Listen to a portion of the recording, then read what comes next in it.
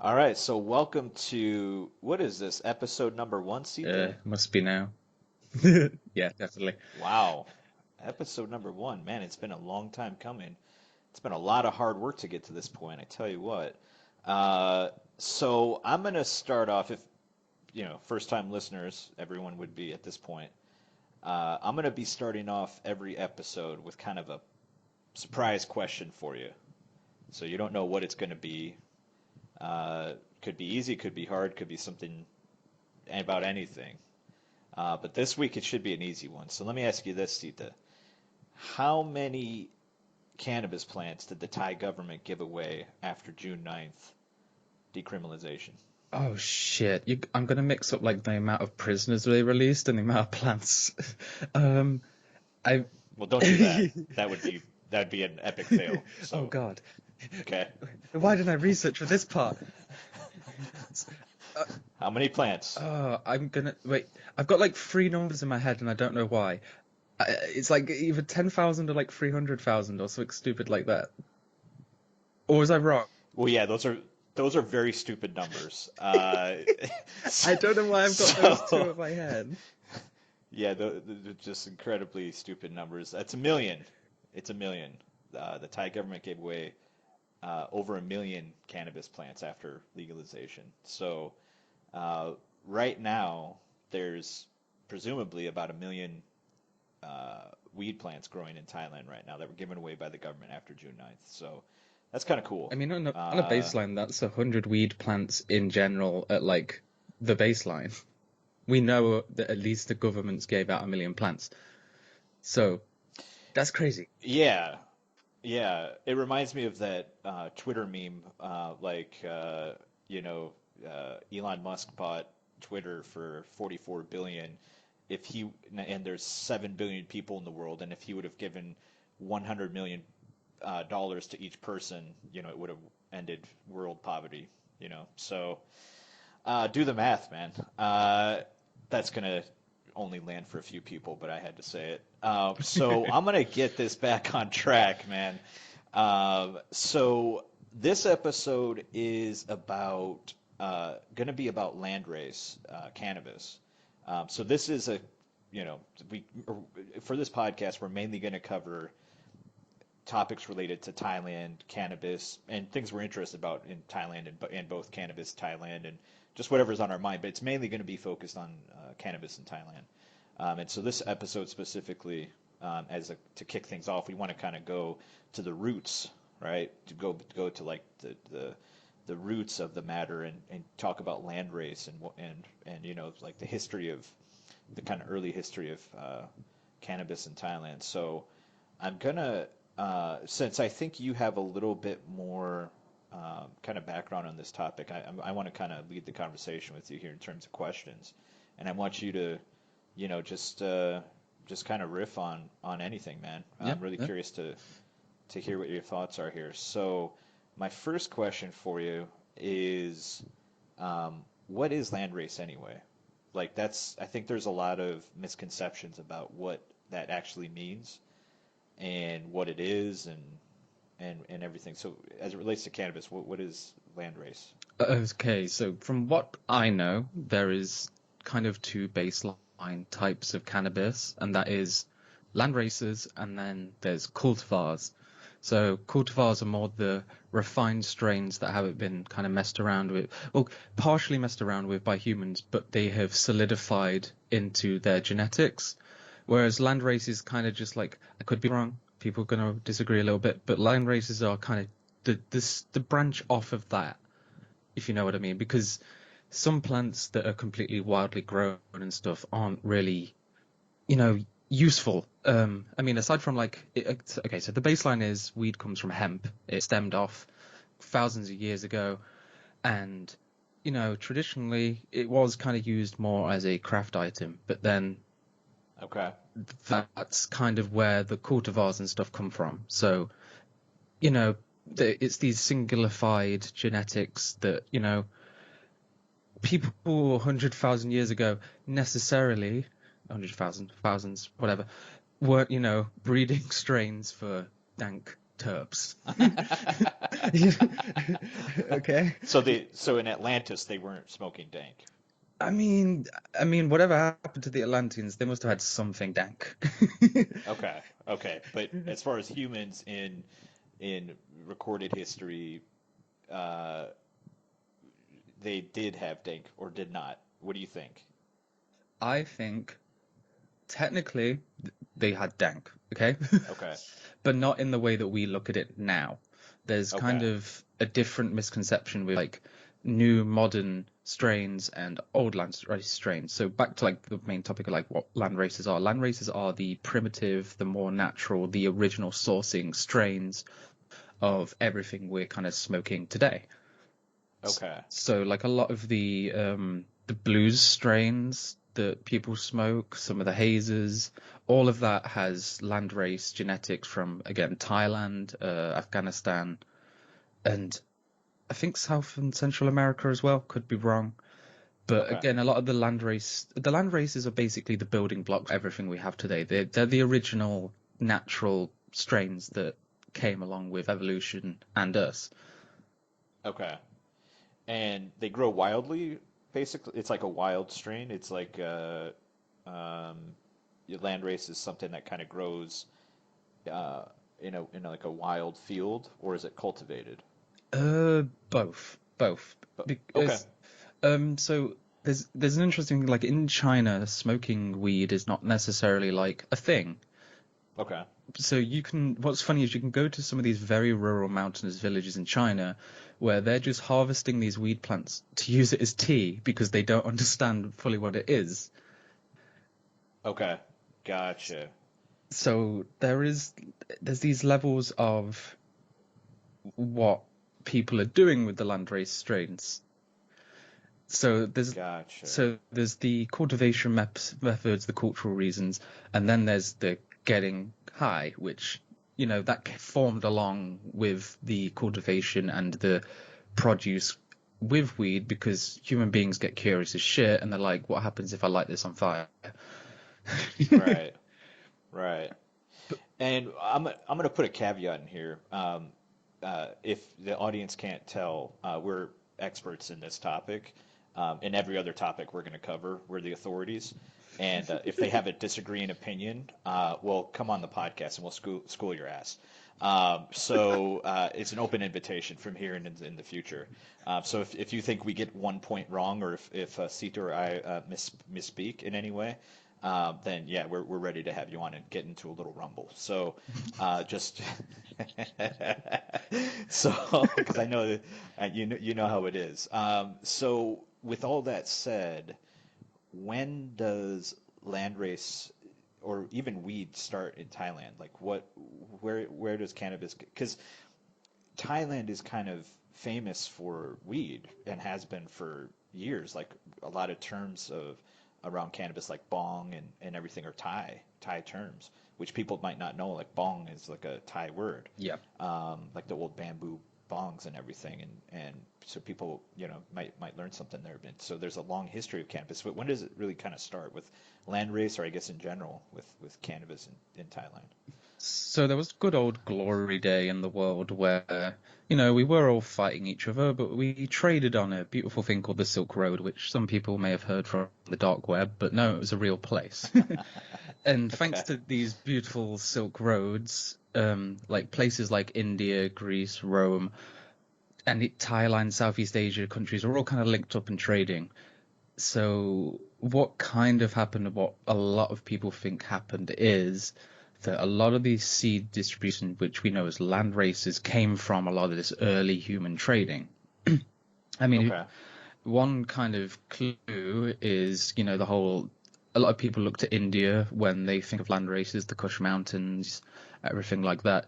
And the Hindu, well, the Indian word for weed is ganja, and then what's the Thai word for ganja? Ganja.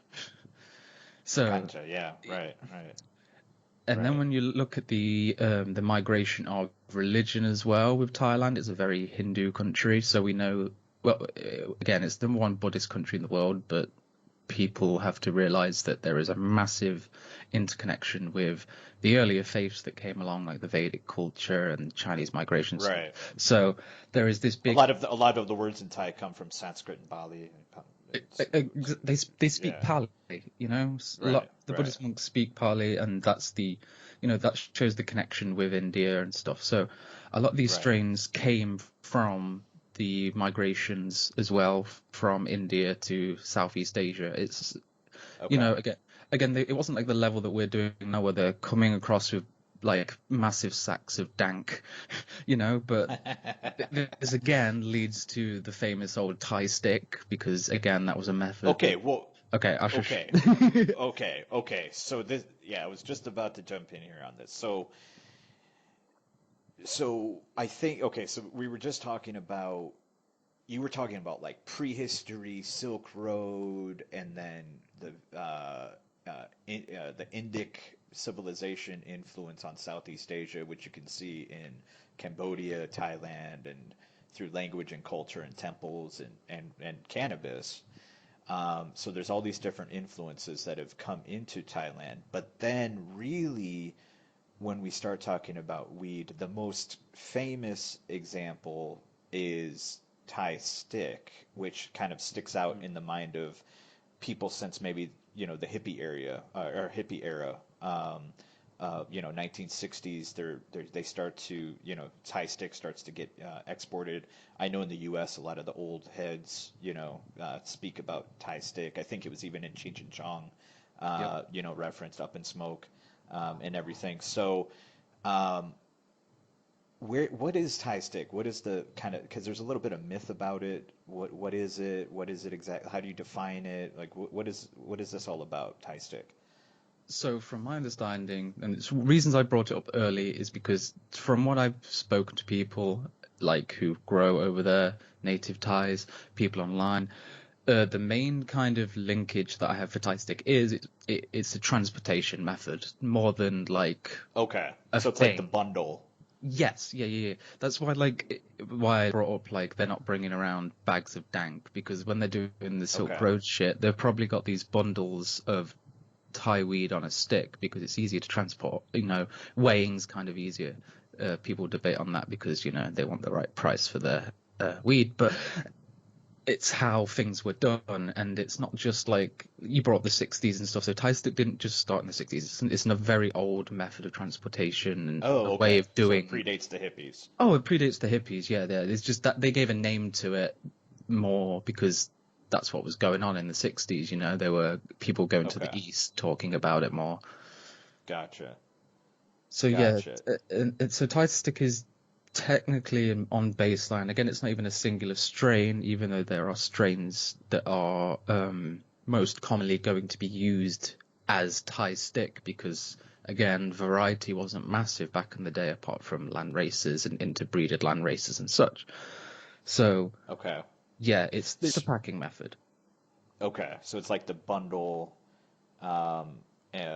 that we see. And mind you, Sita is in.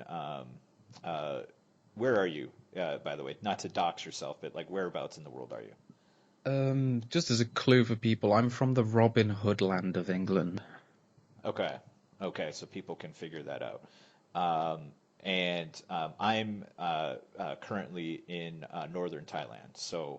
Um, so a bit, Sita spends, as much as of his time as he can in Thailand and has recently come for a visit, and that's how we connected. And so going back to Thai stick, it's the packaging method, it's the bundle. Was there is there any truth? So now I've read a little bit about the the processing. Is there any like curing or drying methods that make it more potent? Do they add opium to it? These are things I've read about. Is there legitimacy to any of these myths, or is it all just urban legend? What is this? What are your thoughts on this? There is legitimacy, obviously, because stories start from somewhere, but Okay. it's a grain of sand in the beach of the whole factor. Opium, of course, if you look at any Southeast Asian country, any Chinese-related Eastern country, the Opium Wars, there's a big opium culture. But drug dealers and stuff and farmers aren't just going to stick opium onto your weed and give it you in general. That's just a waste of money. I think opium will mess with the curing process and like help increase mold. So you're not Okay. gonna really. Of course, I think it did happen. It obviously happened, Okay. but not onto the scale of like every Thai stick is dipped in opium and the Right. whole. Yeah, there's truth in it, but it's like I said, a grain of sand on the beach. You're not gonna go to Thailand and get some Thai stick and instantly be like, oh, I'm doing heroin. Right. It's not how it works. But there is a special curing and drying process to the Thai stick, perhaps. There are. Mm, this is the thing. I've visually witnessed the methods rather than been talked to about them. I had a little look around. Okay, so you've seen it. I've seen some methods of drying. Like, Okay. it depends which ones you're referencing to, because there are a few different ways people do things. Okay. Okay. So it's kind of an open question. There's not one way to do this. And this is the thing too, like I think that is always curious to me about anything cannabis related or weed related or even in Thailand, like Thai topics is just because there's one way that you've heard of something being done doesn't mean it's always the way. There's many different villages or regions of Thailand might do things differently. It might have been done differently now versus 50 years ago or 100 years ago. Everyone might do things a little bit differently. It's like if you go get a pot kapow or something. It's going to be made differently by everybody. And everyone's going to have their own methods and everything. It's the same thing with this topic, I think. So there's different ways to do it. Now, going back to something else you said about Thai stick is the strains, Mm. right? Like what strains are what's the actual technical word for a strain? Is it cultivar Uh, uh, it or can you again just say that would strain? You can just say strain. Cultivar is more a solidified term for something that's refined in a way. So Okay. I wouldn't say that I mean, I wouldn't say a lot of strains that we have out there at the moment are cultivared. So the main kind of again, that was another misinterpretation with the whole opium thing, is they thought Thai stick was just a singular strain. That's again not So it was like a necessarily. strain, Thai n- stick, it- but that's not the case. Not the case, but there were strains that were most commonly used for Thai stick, Okay, but so it wasn't one. okay, so some of the strains that have been popular after legalization is like hang karok, which is the squirrel tail, the pupan hang karok, which is now growing all over Thailand. There's a few others too that were released by the government, but some of these strains have a long history. What are some of the top Thai strains do you think that are out there that I have been mean, grown in Thailand? you named pretty much one of the bigger ones, squirrel tail. Yeah. Squirrel tail that's one of the most common ones that would be used as Thai stick. That's some kind of a very baseline land race for Thailand. And it's like a sativa style, Complete a lot, yeah, complete sativa. Most land races you see in Thailand are the skinny, tall, beautiful smelling kind of citrus, wispy. Yeah, wispy nice sativa. smell. Yeah, yeah. Okay. Kind of airy buds, because I think if, for people in Thailand, they understand, but the heat is oppressive. And so, for most of the year, and if it's not oppressive heat, it's raining more than likely. And then there's brief periods of respite where, especially in the north, you get some winter, but it's mainly a very hot climate and humid. And so this sativa weed that grows well in Thailand is kind of airy, wispy buds, and also the leaves are thin. So this kind of adds to the ability for these types of plants to grow in Thailand. Would you say that's fair? Or? Oh yeah, completely. Like, there's the whole debate on outdoor growing, like what you can grow, and what I have noticed is a lot of Thai people will prefer to grow that weed because it's easier. It evolved in that climate, you know. Sometimes a lot of people in Thailand like to do outdoor growing, you know, it's traditional. Okay. So it's kind of harder when you're bringing in these imported new indica leaning hybrids that have never really grown in a climate like Thailand. So they kind of prefer to lean to the sativa landrace leaning strains because it's easier. You know, they don't have to change what they're doing really. So how does this, because now with legalization, this is an interesting topic because I think at least from, because I would imagine the majority of our audience is going to be Western, um, but there's going to be Thai people listening and people from other countries like say Singapore or you know Vietnam, Malaysia, Philippines, etc. And you know and everything. But for people who have grown up in climates like Europe and North America, where you have four seasons typically. There's a winter, and there's these hybrid strains that grow and that we're used to in terms of genetics that have been optimized in country in the Western world basically. Now post legalization in Thailand, like how do these strains fare in Thailand? Is it just going to have to be mainly indoor grown? Or are they going to do well outdoor grown as well? Like, what do you think, as someone who, it has some experience with growing and genetics and everything? What do you think? I mean, I've seen outdoor hybrids and indicas being grown. Again, it's the learning curve. It's what people are Okay. used to growing, what they have been growing. It will work. You know, people have to work out their methods and stuff, and I've seen it work. I've tried it. It works. But again, it's just the ease of localized strains. Again, a lot of people will lean to growing the newer stuff, the hybrids, the indica, because that's the market, you know? Yeah.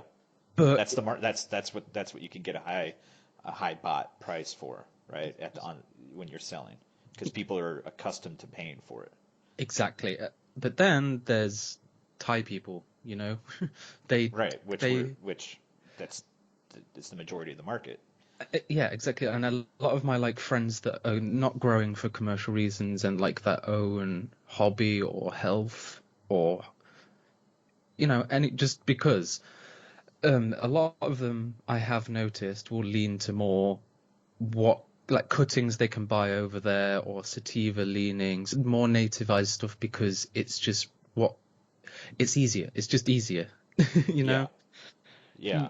Not everyone is going to be growing these new like RS11 gelato sherbet cookie. Not just because one, it's hard to grow. People can't afford these new strain seeds. You know, they're expensive for Western The people. genetics are expensive right Oh now. yeah, yeah, yeah, yeah. So like Yeah, a lot again, the government gave away 1 million plants, and they were all national strains. They've been named right. But national strains, right. and they've done that one because I think they want to boost the industry of Thailand's native. They want to show off a little bit. This is what Thailand has to offer, and because it's cheaper, because people are overpricing some certain seeds. But Yeah. so Um, yeah, hybrids and indicas will be grown over here. They already are. But again, on the baseline of like common people, so far I've noticed on average, a little bit more is the more localized stuff. yeah. Yeah. And what me and my family are growing are the squirrel tail right now. Now, I did pop some import hybrid genetics, auto flowering seeds just to test it out. And now, mind you, I'm kind of a newbie when it comes to growing. But even as a newbie, the squirrel tail has done quite well in terms of just being able to get it to grow and survive. The auto like hybrid type stuff did produce buds, but it was a stunted growth, and there was a lot of problems with it, and pretty much is going to result into nothing. the problems that I experienced with squirrel tail, and I think people who are familiar with the strain will realize if you haven't grown it, is that it becomes Hermes basically pretty easily. I think naturally and just based on conditions of growing in Thailand. But I think the genetics that were put out widely in Thailand, it very easily Hermes, which becomes. Can you explain what that is for listeners? Even though most people probably understand what that means if you're familiar with growing, but just so people understand, like why that happens and what that is. So one of my Thai friends actually made a joke about this, and I 100% don't know why plants Hermy like bit more over in Thailand. But one of the jokes was that my friend made is, uh, Thai weed can be a bit like our people. There's sometimes a outlier, a ladyboy.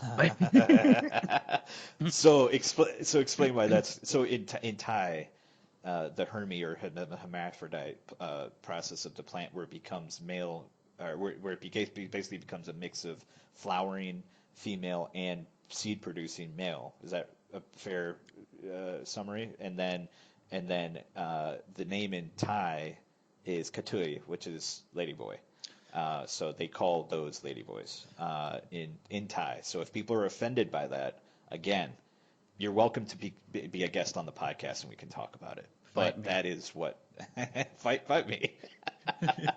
um, and so and it was interesting because I had bought some weed from Meiji University because that was one of the kind of research centers as legalization process was kind of Yep. happening for medical and then now for recreational, which it's all medicine at the end of the day. But since June 9th, they were able to sell some of their grow, and I bought a bag because I just was curious because for me it was interesting because like buying from a university is just I just thought it was novel in a way. Like it Yeah, was definitely. nice, like it was cool. Like I drove out there. It's a little bit north of Chiang Mai, and I drove out there and bought 100 grams. Now, was it the best weed dank in the world? No, not at all.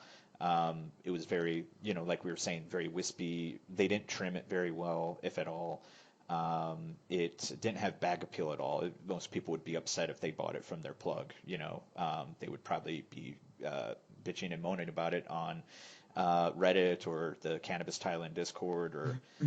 And by the way, all these things we're referring to, whether it's the four Thai strains that the government had released after legalization that they've been doing research on, or the link to the Cannabis Thailand Discord, we'll put it in the show notes for people if you're curious. But yeah, so I had bought this, 100 grams, and I would say 30% of the weight was stems and seeds.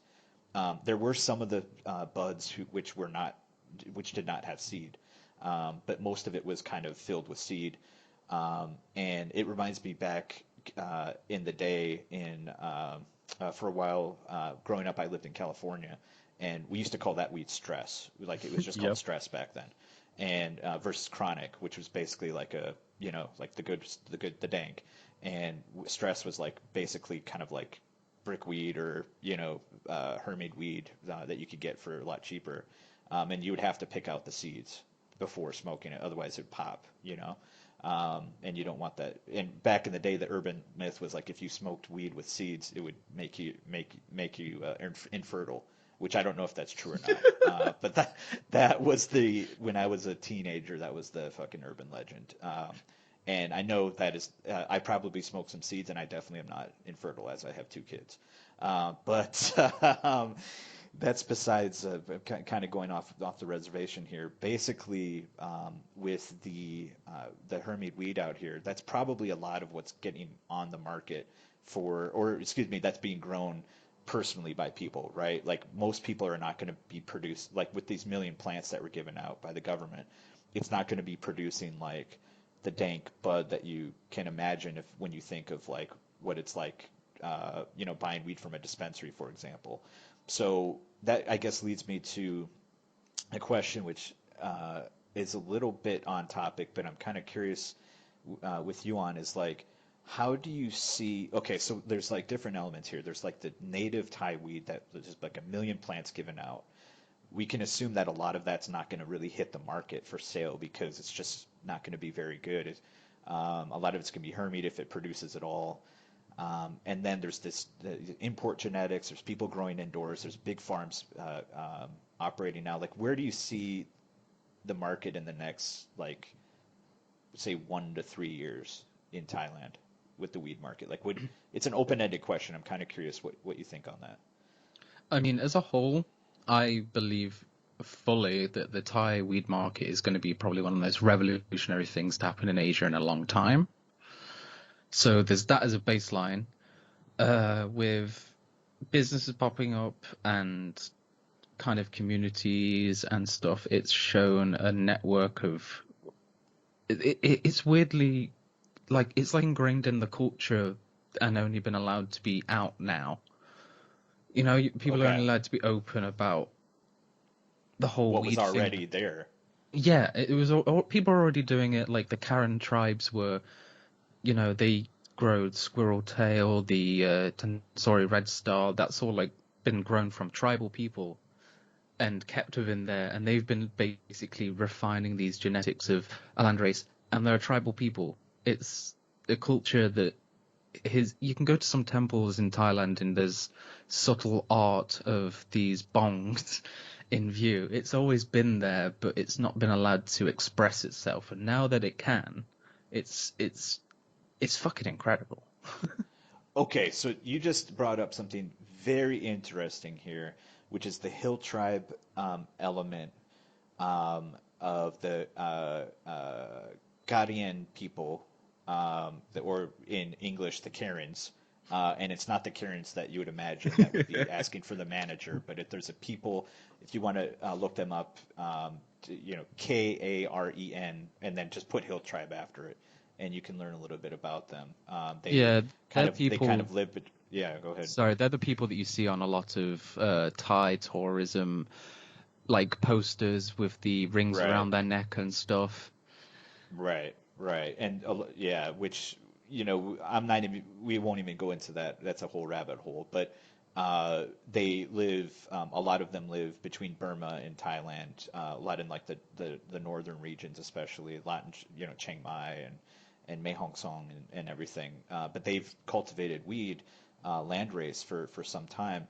And you brought up a strain too that I'm really curious about, and this kind of connects to the market and what could be the future of like craft local weed in Thailand, especially with these genetics that have been developed here traditionally. And there's the work of the Zomia Seed Collective, which again, we'll provide links to all this stuff in the show notes. But if you're not familiar with Zomia and some of the strains that Seed Collective sells and finds and preserves, one is the Tano Sri Red Star, amongst others. Like, can you speak a little bit on Zomia's work and maybe how that's going to relate to the future of Thai weed? Like, what is this all about?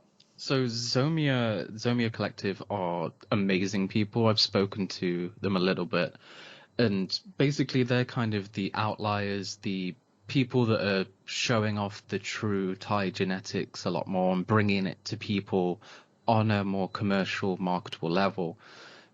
Before, like, you could get obviously these landrace seeds online, but the diversity was very slimmed down. A lot of them were crossed with a more stabilized, westernized genetic to kind of bring it to the market world. But Zomia, they get it from the source. It's the original stuff, and they're finding really interesting stuff as well. Okay. Um, have you had some of the stuff from Zomia or not yet? So technically not from them specifically, but Okay. there's a place in Bangkok opposite, I can't remember what hospital, but it's called Choo Choo Hemp. And Okay. I know Zomi has been there because I saw their magazine behind the counter and I was like, oh, cool, Zomi, blah, blah, blah, blah. And they had some of sadly, they ran out because, again, this shows how popular it is. The most popular selling strain there at the moment was the Tansori Red Star. So I'm guessing that this place sourced seeds from Zomi and stuff. So it's probably their seeds, but they haven't grown it out. But they had Squirrel Tail, they have the KD, which is a complete strain line, which I fangirl over a little bit. So Well, okay, come on, don't leave us hanging here. What's with the KD? so What's so yeah, KD, or Uncle KD, he's a to begin with, he's a man who lives on the island of Koh Tao, and Kotal? Okay, Koh Tao, yeah, he's the yeah, KD stands for Kodam. It's the Kodam family, and okay, with kind of help a little bit from some people from, I believe it was Amsterdam. I think it was maybe Sensei Seeds. Some people know them. I could be wrong.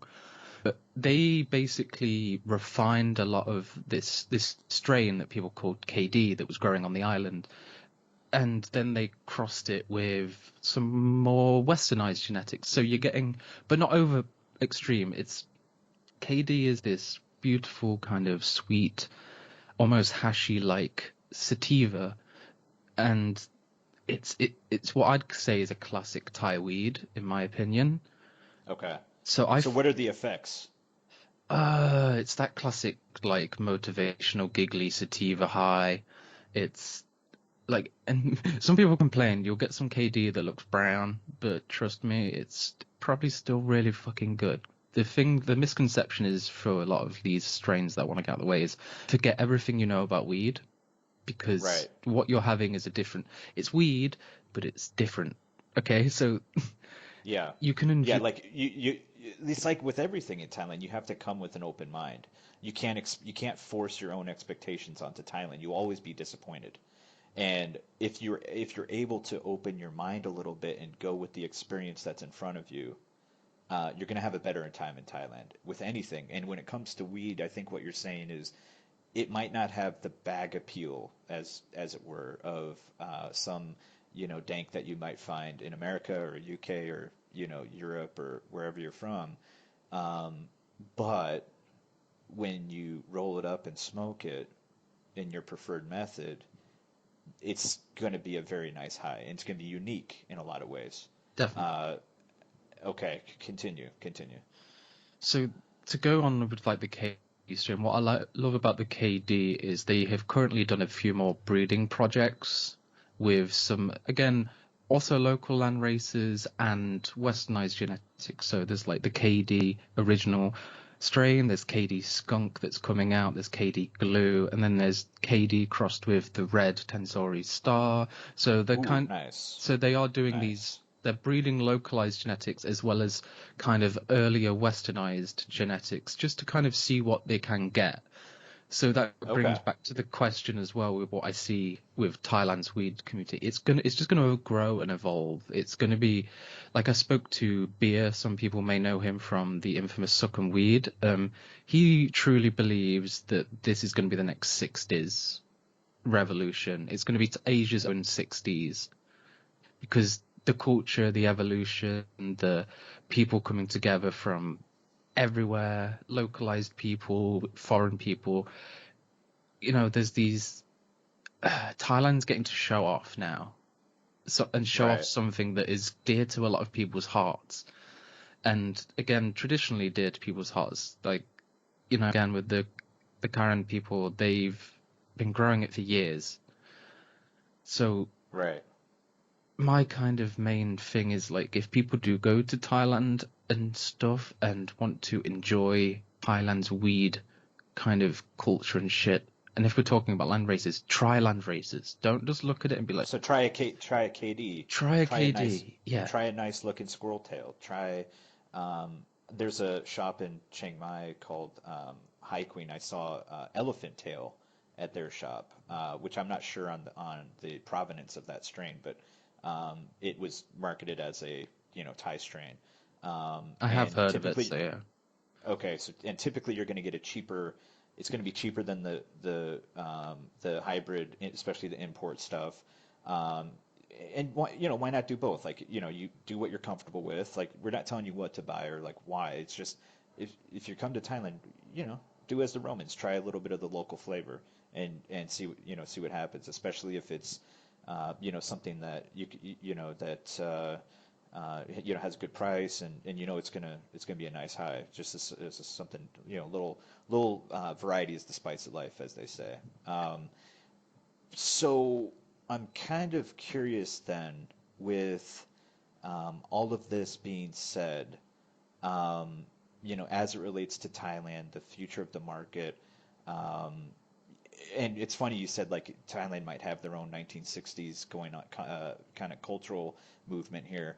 Uh, People might also not know that the Thai government, in partnership with Konkan University in Isan, is currently testing the medical benefits of psychedelic mushrooms, psilocybin.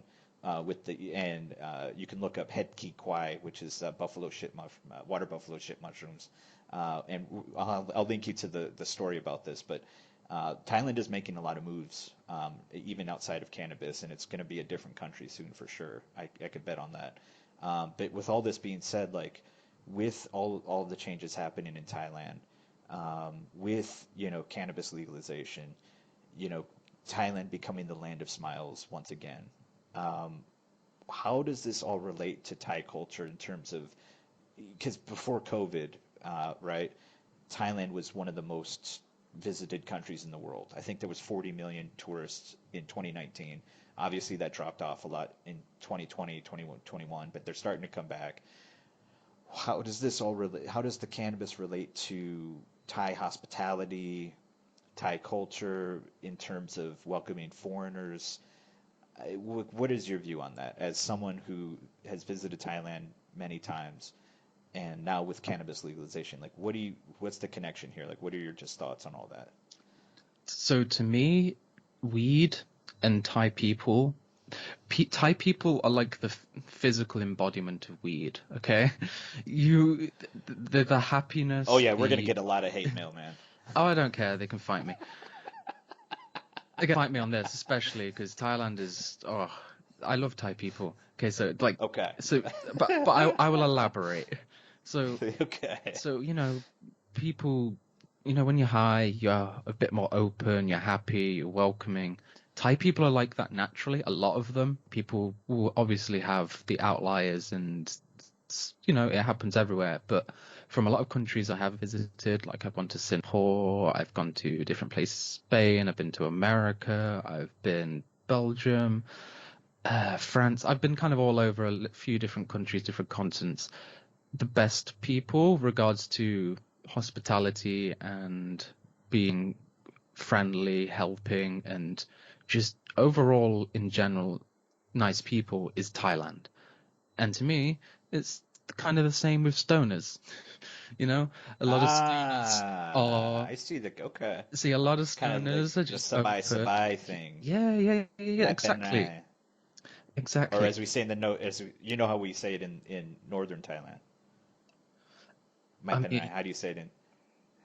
oh God, see, you as a northerner is gonna try and get me as a southerner to. I'm American, by the way. I just live in I know. northern I'm just Thailand. thinking. I'm going by Thai destination location. Actually, technically, I'd be more eastern, but Popenyang. Pyongyang. See, I Uh, like that the north has such a different, well, not different, but a diverse community of this different Isan culture. But we won't go into that fully right now. yeah, we probably will. We probably will. Yeah, we'll talk about the Lana connection to all this in future dispatches. But so what you're saying is the this kind of like natural impression that people get, and it's proven because Thailand, is known for this of the welcoming, the smile, the sabai sabai, the no problem, just comfortable living, you know, welcoming to foreigners, especially for visitors. This kind of connects to the cannabis side in terms of just letting, go with the flow, not getting hung up on stuff too much. Is that kind of what you're kind of saying here? Is that what I'm understanding? That yeah, that's the nail on the head. There's the Okay. kind of characteristics of stoners in a positive light can connect over Right. to Thai people's positive characteristics as well. Okay. Interesting. Interesting. And it's, it's also interesting. The past few years has been pretty tough on everyone, with like travel restrictions and economic stuff and, with the everything happening in the world. And now that things are starting to open up again, there's a little bit of brightness, silver linings. The legalization of cannabis, or like the decriminalization on June 9th of this year, was a huge move in Thailand, and I think people are getting excited about what's happening in Thailand, right? Like, how many people have you seen that are interested in coming to Thailand now to start a business around cannabis? I mean, yeah. I've had to set limits on my social media accounts. Let's put it that way. Like, what are you seeing? Like, what are people interested? Like, what are some of the things that you see? Again, a lot of the westernized side, a lot of Western companies, individuals, clubs from like Spain, Amsterdam, America, different places like that, other kind of major touristic destinations for weed from the past, they all kind of want to come over because they see the fucking glimmer that Thailand is going to be. Thailand will be probably in the next 2 years, what if things go well, I think will be the number one weed tourism destination in the world. I truly believe that. Absolutely. Absolutely. I agree 100%. I've never been to Amsterdam. I've always wanted to go. But I've heard it's a fine place, but people want options.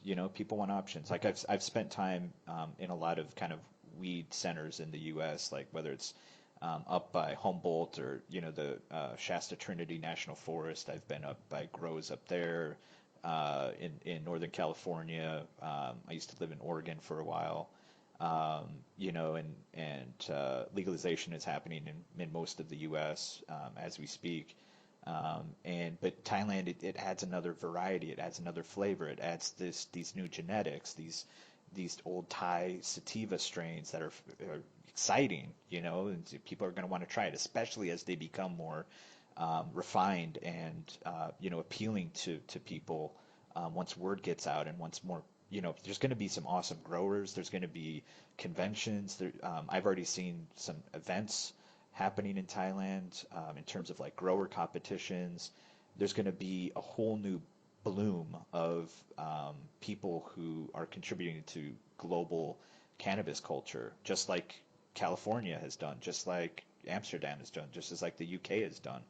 Like what are the famous strains from the UK? Like the cheese, right? Like the Cheese, blues, right. some of the kind of early hazes, dog. That's a fucking my British listeners, you know what I mean when I say star dog right now. Okay, you know what that Okay. means. That's all I Okay. need to say on that. See, and and everyone, California's had its influence. Amsterdam has had its influence. The countries like Nepal and Afghanistan has had its influence with hash and different weed over the years. And now Thailand already has had this influence, but it's going to be a revival, and it's going to be big. Massively. Yeah, It's going to be massively so. massive, massive. It's And combine that, it's cool because, living in Thailand, things become a little bit ordinary, like sometimes you just adapt to what's around you and even myself, like experiencing new places. Like I haven't been down to say Phuket since legalization, but the next time I go to Phuket, it's going to be a new experience, like being able to legally, roll one up and hang out at the beach. It's just going to add a new dimension to everything.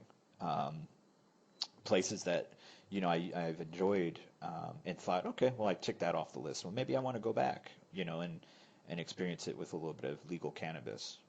And I think a lot of people coming to Thailand are going to be curious. They're going to want to try it, and it's going to be a nice, welcoming environment for it, which is awesome. So, well, here let's kind of end it with this, because with all this being said, we're talking about Landrace, talking about the history of weed in Thailand, talking about what it's gonna entail. Like, what do you hope to get out of this podcast? I'm kind of curious. Like, because this is our first episode. People have stuck with us this far, 50 minutes. What's your goals with this podcast, Sita? so I know we're the Westerners here and we're Farang, but what I'm hoping is to show people the true Thai cannabis culture, not the westernized kind of cookies. Again, it's interesting and stuff, and all those brands that are going to come over, the hype. I want to talk about the truth, the underlining, what the building blocks, if you know what I mean.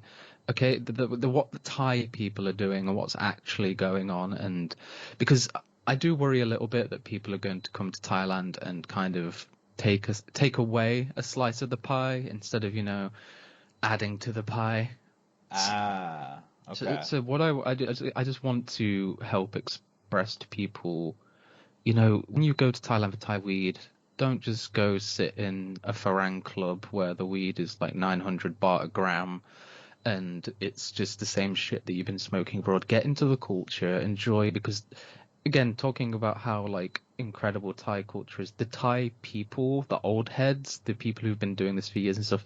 If you think the stories that have came out of people like Burner and all these other cannabis kind of stars or influencers is interesting, wait till you hear this shit from Thai people. Then you're gonna hear some wild and crazy and honestly amazing shit. Like it's a untapped well of incredible culture, and I hope that Western people come and maybe from listening from us can come over to Thailand and not take it as the westernized face value, and they can see what the people are doing and what's actually going on. That was a bit of a ramble, but it's because I Interesting. love fucking Thailand, and it's the culture there, and especially cannabis culture is something completely. Again, it links off from every other cannabis culture in the world, but it's different. It's just got this special pizzazz about it, and that's because it's Thai. Yeah. Thai It is in special, you know. it's its own. It's the kingdom. It's the kingdom of Thailand, Yes, and whether whatever you think about that, keep that to yourself. But I personally, enjoy Thailand, and I've very much been blessed to have seen legalization happen in Thailand, the place I've chose to live, not because of legalization, but I happened to be here before.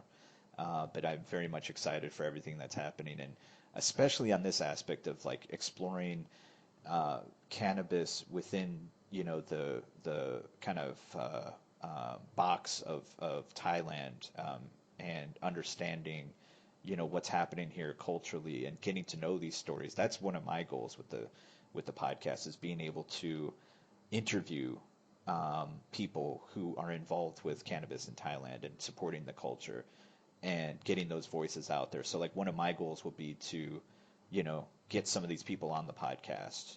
I think this is going to be a great venue to get people on to tell these stories that might not have been told otherwise. And as this grows and as we, continue to, to have these conversations about Thailand and cannabis and Thai culture, because that's another thing. It was one of my goals, is to just talk about what Thailand is all about. I think some of the listeners are going to be people, whether Farang or Thai in Thailand, and might already have strong opinions about Thailand or what it's all about, and that's perfectly fine. I also do, but I think just being able to explore ideas about Thailand with you, Sita, and just kind of understanding what the place is about, discussing history. Like we both have kind of interests in Thai history, and different Thai cultural aspects, whether it's spiritual or historical, or whatever it happens to be. Some people are familiar with the work I've done with True Crime Thailand, and some of the writing I've done and everything. And you've also done work around Thailand and some cultural aspects.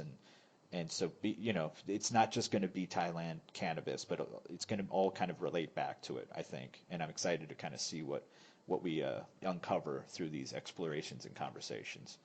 So that's one of my kind of goals with the podcast, if I could say that. So, if you're listening and you're kind of curious and excited about all this too, drop us a line. We'll put our contacts in the show notes. We'll put all the links to everything in the show notes so you can find out what it's all about. So that's yeah. I think that this is a good first episode, man. Do you have anything else to kind of add to put a cherry on the top here, or what do you think? So some words as one of my teachers of Thailand would say on the westernization aspect that I was just bringing up. Be a part, don't take apart. Okay? Ah, You know, oh, join in. Don't come and, steal or westernize or enjoy. Be a part of something because it's already there. So just come and be a part of something. Come to Thailand and see Thailand for what it is. and this is not sponsored by the Tourism Authority of Thailand, by the way. This is this. No, honestly, I don't we think they we're would we agree with we don't we most of the other stuff we just said, apart from coming to Thailand. So, we don't have any sponsorships yet. So if you do want to sponsor us, please do reach out. I'll have my email and in there, and also we'll have an email address. So if you have any questions, if you have anything you want to fight us about, if you want to send us money, uh, please do, and we'll sign off for the first episode for now. Take care, everybody. bye.